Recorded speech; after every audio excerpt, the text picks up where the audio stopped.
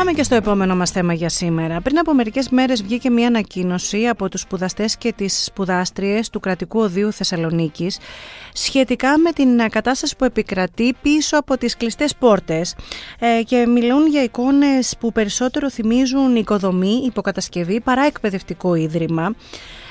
Βγήκε και μια ανακοίνωση στη συνέχεια από το Σύλλογο των Καθηγητών και των Καθηγητριών του Κρατικού Οδείου Θεσσαλονίκης, που παίρνει και ο σύλλογος αυτός θέση, συμφωνεί με όσα ανέφεραν οι σπουδαστές και οι σπουδάστριες και δηλώνει βέβαια ότι έχει την ίδια ανησυχία για τις συνθήκες εκπαίδευσης. Εμείς θα βάλουμε σήμερα στην παρέα μας τον κύριο Μιχάλη Κελέκη, είναι σπουδαστής στο Κρατικό Οδείο Θεσσαλονίκης, είναι μαζί μας και τον ευχαριστώ θερμά. Καλώς ήρθατε στην παρέα μας. Καλημέρα. Ποια είναι λοιπόν η κατάσταση που επικρατεί? Γιατί μιλάτε για οικοδομή, υποκατασκευή παρά εκπαιδευτικό ίδρυμα? Αρχικά να ευχαριστήσουμε τους καθηγητές και τις καθηγήτριες που μας στηρίζουν. Και επίσης για να απαντήσω σε αυτό που ρωτήσατε, αυτό που συμβαίνει στο Κρατικό Οδείο είναι ότι δεν βρίσκεται σε καλή κατάσταση το κτίριο.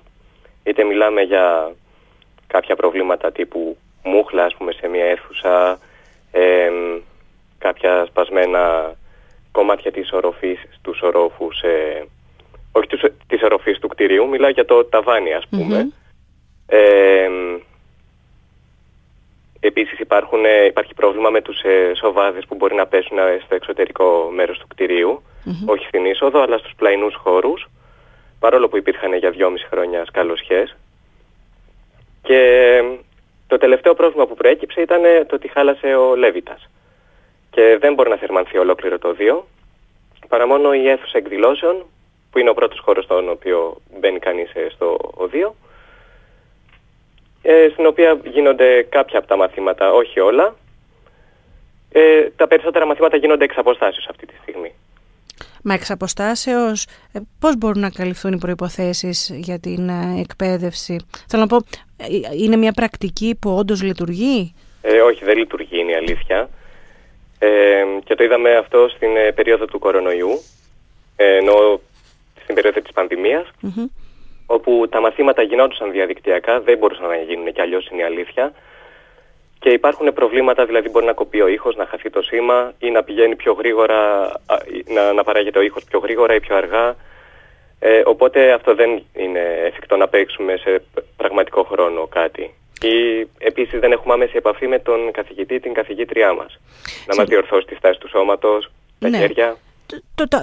Καταλαβαίνουμε όλα αυτά που περιγράφετε. Εγώ αναρωτιέμαι, υπήρξε διάθεση να δοθούν λύσεις για όλα αυτά τα ζητήματα που υπάρχουν στο κτίριο ή όχι? Γιατί η λύση το να είναι η τηλεκπαίδευση προφανώς δεν είναι λύση.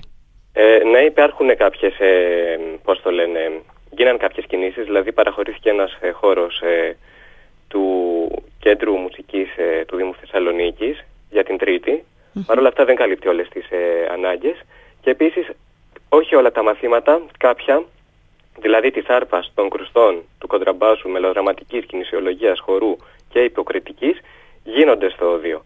Παρ' όλα αυτά δεν είναι όλα τα όργανα και είναι αυτά τα όργανα τα οποία είναι δύσκολο να μεταφερθούν. Δεν έχουμε όλα τα παιδιά σπίτι μας και γι' αυτό τον λόγο γίνονται τα μαθήματα στο οδείο.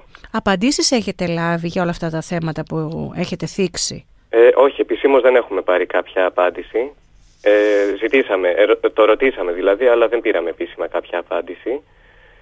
Και υπάρχει άμεση ανάγκη για να μετεγκατασταθούμε σαν χώρος. Υπάρχει σε αυτό προοπτική να μεταφερθείτε σε ένα ενιαίο άλλο χώρο? Όχι σε ενιαίο, είναι αλήθεια αυτή τη στιγμή. Εμείς συζητάμε ενιαίο. Παρ' όλα αυτά θα ακούσουμε και τι έχει να πει η διοίκηση, η διεύθυνση, τέλος πάντων όποιος είναι υπεύθυνος, ώστε να δούμε αν μας καλύπτει και αυτή η πρόταση. Και εννοείται ότι προφανώς εμείς δεν αποφασίζουμε, αλλά μπορούμε να θέσουμε κάποιες απορίες, κάποια προβλήματα που μπορεί να παρατηρήσουμε. Δεν έχουμε επίσημη ενημέρωση. Το μόνο που είχαμε σαν ενημέρωση, από πέρσι κιόλας περιμένουμε να μετεγκατασταθούμε, από πέρσι τα Χριστούγεννα πηγαίνουμε προς Πάσχα ή μετά το καλοκαίρι, αλλά δεν έχουμε μετεγκατασταθεί ακόμα. Αυτό που έχουμε ακούσει είναι το Μέγαρο Μουσικής Θεσσαλονίκης, όχι ολόκληρο προφανώς, τα δύο υπόγεια του μεγάλου του κτηρίου, που θα γίνουν κάποια από όλα τα μαθήματα. Μάθαμε από συνέντευξη, από ένα άρθρο στην ιστοσελίδα The Art Times, μπορείτε να το βρείτε άμα θέλετε, όπου είπε ο διευθυντής μας ότι θα πάμε στο Βαφοπούλιο. Μόνο πιθανότατα είναι ένας χώρος από ό,τι διαβάζουμε και είναι μάλλον για εκδηλώσεις. Συγγνώμη, εσείς από δημοσιεύματα μαθαίνετε τι ακριβώς θα γίνει? Διάβλος επικοινωνίας με τη διεύθυνση, με τη διοίκηση, μια διάθεση έτσι ουσιαστικού διαλόγου δεν υπάρχει? Γενικώς είχαμε. Παρ' όλα αυτά τις τελευταίες εβδομάδες δεν συμβαίνει αυτό και γι' αυτό προχωρήσαμε σε δελτίο τύπου. Γιατί δεν είχαμε σαφείς απαντήσεις ή τουλάχιστον δεν είχαμε απαντήσεις κάποιες φορές. Οπότε αυτά τα προβλήματα τα οποία αντιμετωπίζει το ΔΥΟ, και δεν τα αντιμετωπίζει μόνο το ΔΥΟ, τα αντιμετωπίζουν σχολεία, τα αντιμετωπίζουν νοσοκομεία, και είναι καλό να βγουν στην επιφάνεια ώστε να γίνει κάποια αλλαγή, κάτι να αλλάξει. Προφανώς. Και γι' αυτό και εμείς δίνουμε βήμα για να αναζητήσουμε τρόπους για να επιληθεί το κάθε θέμα. Αλλήμονο τώρα, αν και εσείς σπουδάζετε και οι εργαζόμενοι εργάζονται με τέτοιες συνθήκες. Εγώ είδα τις φωτογραφίες που έχουν δημοσιευθεί και πραγματικά είναι λυπηρό να υπάρχουν τέτοιες συνθήκες εκπαίδευσης. Η αλήθεια είναι ότι αυτό δεν υπάρχει σε όλους τους χώρους του οδείου, αλλά συμβαίνει σε αρκετά σημεία του, σε αρκετά μέρη. Για να είμαστε ειλικρινείς και να μην βγάλουμε κάτι το οποίο δεν ισχύει. Όντως υπάρχουν κάποιες αίθουσες που είναι εντάξει, δεν είναι στην χειρότερη κατάσταση, αλλά βγάλαμε εμείς τα προβλήματα που υπάρχουν στο κτίριο. Ναι. Αν πριν τα Χριστούγεννα δεν λειτουργεί η θέρμανση, είναι ένα βασικό θέμα, για παράδειγμα.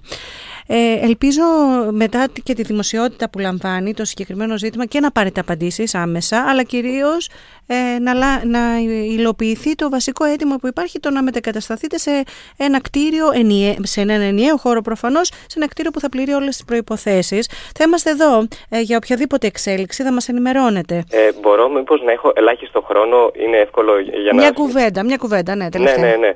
Ένα τρίτο κτίριο το οποίο δεν έχουμε ενημερωθεί επίσημα, μπορείτε να το δείτε στην ίδια ιστοσελίδα που είπα πριν, είναι ένα κτίριο που θα μισθωθεί για να γίνουν τα υπόλοιπα μαθήματα, πληρεί τις προδιαγραφές, ωστόσο δεν διευκρινίζεται ποιο είναι αυτό το κτίριο και έχουμε βάσει, είναι πολύ λογικό να πιστεύουμε ότι μπορεί και τώρα πάλι να μην μετεγκατασταθεί το ΔΥΟ. Ελπίζουμε να μην συμβεί αυτό, ελπίζουμε να γίνει ό,τι καλύτερο μπορεί να γίνει. Μακάρι. Σας ευχαριστούμε που ήσασταν σήμερα μαζί μας, κύριε Κελέκη. Θα τα πούμε ξανά. Να είστε καλά.